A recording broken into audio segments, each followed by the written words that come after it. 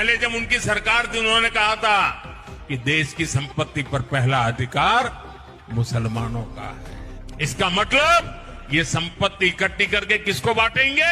जिनके ज्यादा बच्चे हैं उनको बांटेंगे। बात ये बंदा कितना बड़ा झूठा है दोस्तों। प्रधानमंत्री के पद पर होते हुए देश के एक इतनी बड़ी जनसंख्या थी, मतलब मुसलमानों से ये बंदा कितनी ज्यादा नफरत करता है।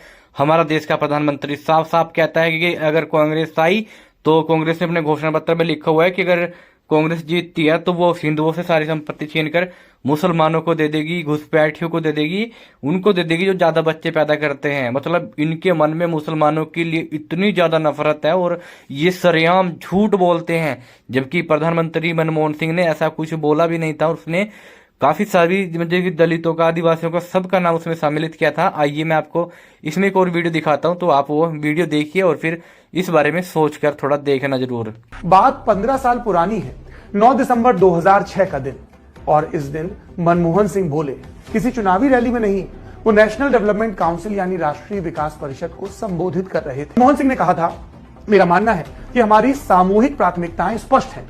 कृषि, सिंचाई, जल संसाधन, स्वास्थ्य, शिक्षा, ग्रामीण बुनियादी ढांचे में महत्वपूर्ण निवेश और सामान्य बुनियादी ढांचे के लिए आवश्यक सार्वजनिक निवेश की जरूरत है।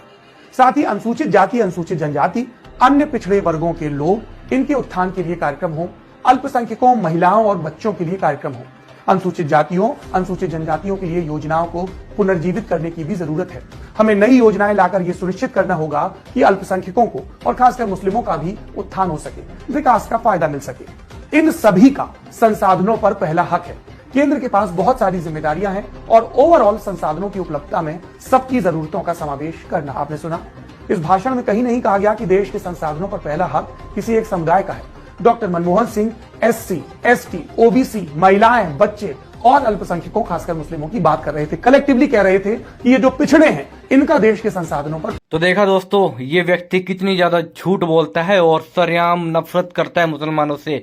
मुसलमानों के वोटों से इनको कोई लेना देना नहीं है। और जिस प्रकार ये मुसलमानों के खिलाफ जहर उगलते हैं, हेट स्पीचेस देते हैं, इंटरनेशनल मीडिया ने भी इसका बॉयकॉट किया और इनकी पूरी दुनिया में छी लेदर इनके ऊपर हुई है। और आपको यहाँ सोचना चाहिए कि अगर ये जनसभा को संबोधित कर रहे थे तो उसमें एक मुस्लिम तो जरूर होगा ना कम से कम। फिर भी इन्होंने ये चीज नोटिस नहीं की और ना ही इनको इससे कोई फर्क पड़ता है, क्योंकि इन्होंने मुसलमानों के वोट्स को लात मार रखी है। ये नहीं चाहते कि मुसलमान इनको वोट दें और इनको कोई फर्क पड़ता नहीं है। ये तो केवल अपने हिंदू वोटर्स को खुश करना चाहते हैं, खासकर उन हिंदू वोटर्स को जो ब्रेन वॉश हो चुके हैं, जो हिंदुत्ववादी हैं, जो बीजेपी के हिंदू हैं।